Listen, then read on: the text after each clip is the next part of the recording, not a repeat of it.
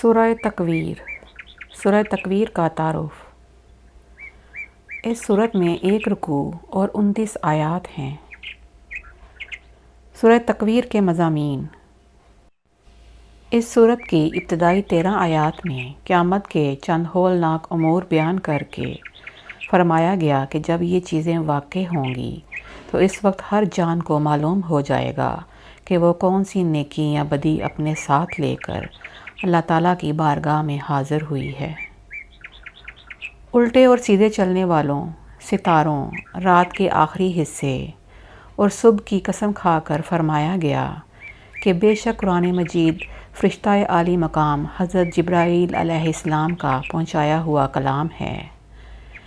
نیز حضرت جبرائیل علیہ السلام کی شان بیان کی گئی۔